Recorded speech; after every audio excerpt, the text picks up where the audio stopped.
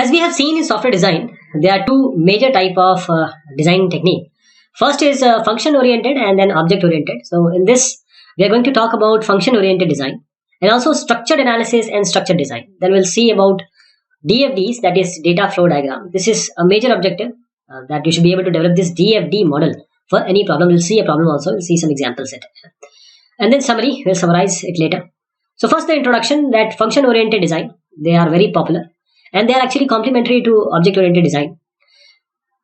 They are used currently in various software development organization, and this technique, they start with functional requirement specification, that is SRS document, and during this design process high level functions, they are successively decomposed. High level are then decomposed into more detailed functions. Finally, these detailed functions are mapped to our module structure. These module structure. So successive decomposition of high level functions, which we just saw how to divide them into more detailed functions, and we know this as top down decomposition. Technically we term it as top down decomposition. Then SA and SD methodology, what are these? SA and SD, software analysis and software design. They have essential features of several important functions oriented design methodologies. If you need to use any specific design methodology later on, you can easily do it with small effort. So software analysis and software design, this software analysis and software design SASD technique, they draws heavily from these technologies or methodologies. First is Constantine and Jordaens, Hatley and Peerby's, Gain and Sarsens, and DeMarco and Jordaens. And these technique can be used to perform high level design. So SASD methodology, they consist of two distinct activities. First is in terms of during structured analysis and structured design. So structured analysis and structured design. In this structured analysis, function decomposition take place. We decompose the functions, a greater function into a smaller function. Then in structural design, we formalize the module structure. So each function is analyzed in functional decomposition here. Functional decomposition. Hierarchically, they are decomposed into more finer or detailed functions, and then simultaneous decomposition of this high level data again into more finer or detailed data.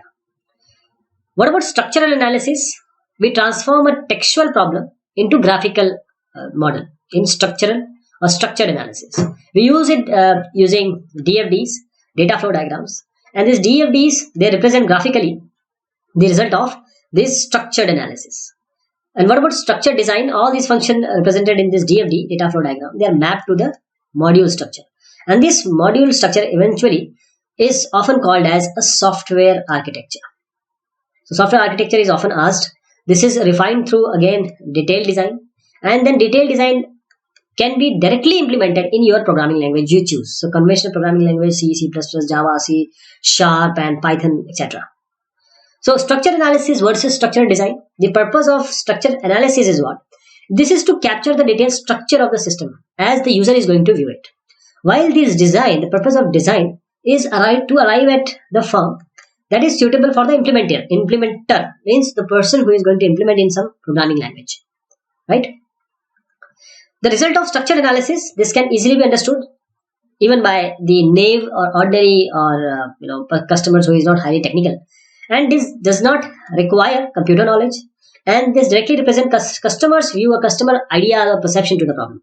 And this uses customers' terminology also for naming different functions and data, because the customer has to understand it. And the result of structured analysis can be easily reviewed by customer, as he may be able to understand it, to check whether it captures all the requirement which is specified in your SRS.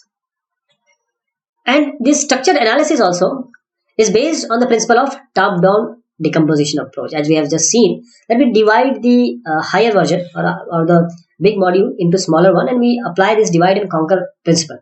Each function is considered individually, which is isolated, which has to be isolated from other functions, and we decompose this function totally, disregarding that what is going to happen or what is happening with other functions.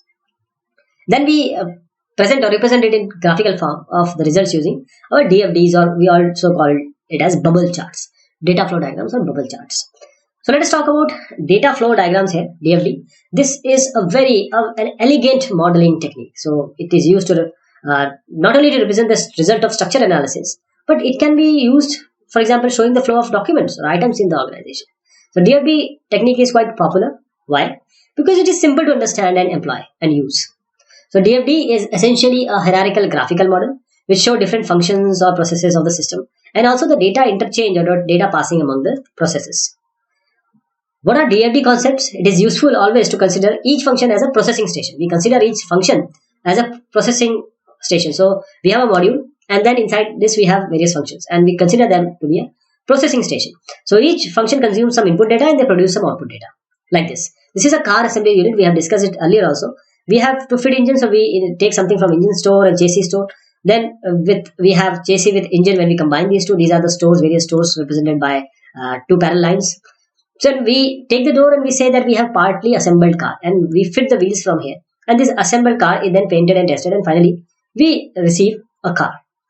So a DFD model, it uses few symbols which are easy to remember and simple set of rules. Again, very simple to understand and remember and very easy to understand. It is a hierarchical model. So DFD is essentially a hierarchical model.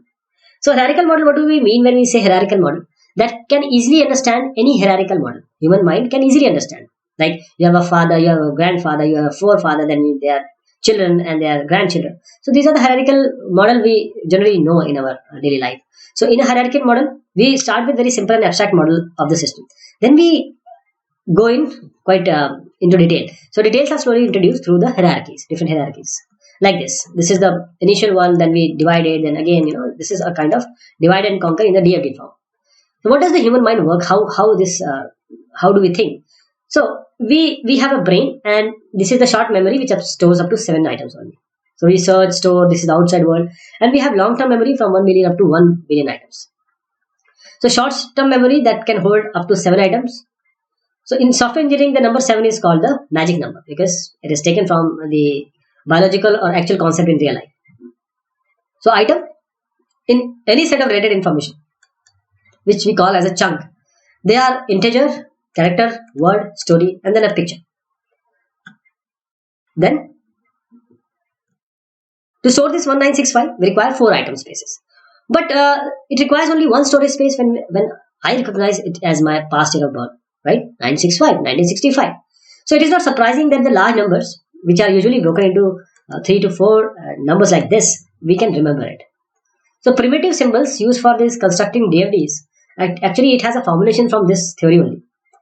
Okay, we have a rectangle, then an arrow, then some trapezium shape, then bubble, and this is for data store. So librarian, we represent it by a rectangle. External entity symbol. This is an external entity symbol. We are describing each symbols now. So external entities are real physical entities.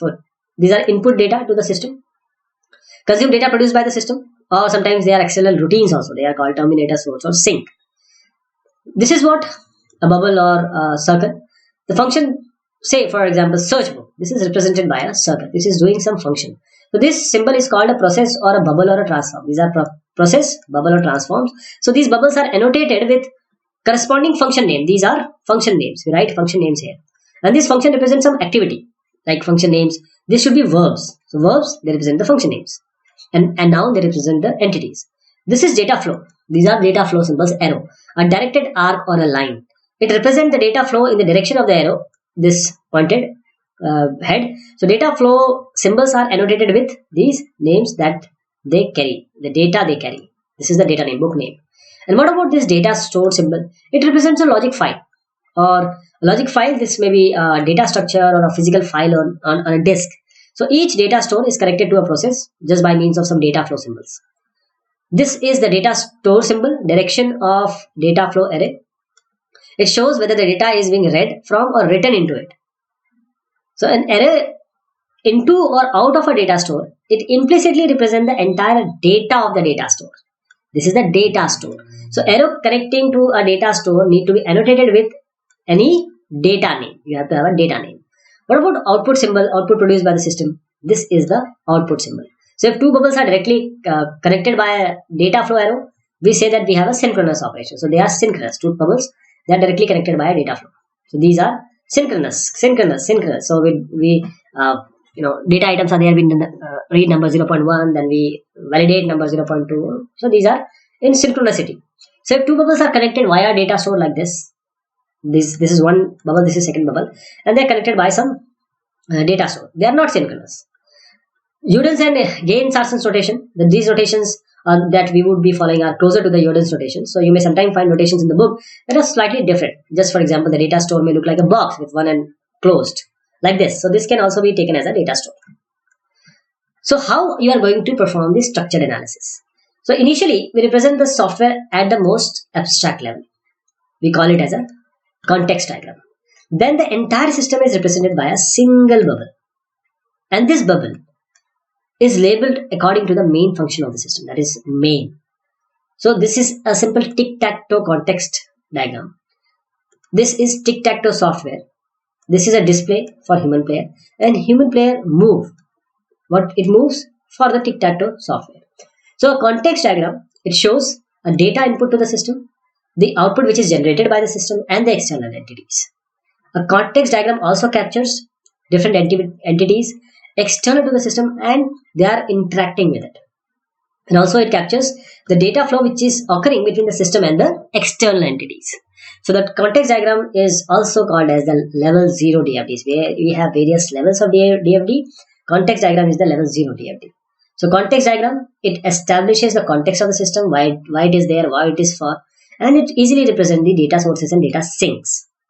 So this was the function oriented approach, and we'll be talking about it more in the later session. Thank you so much. Take care.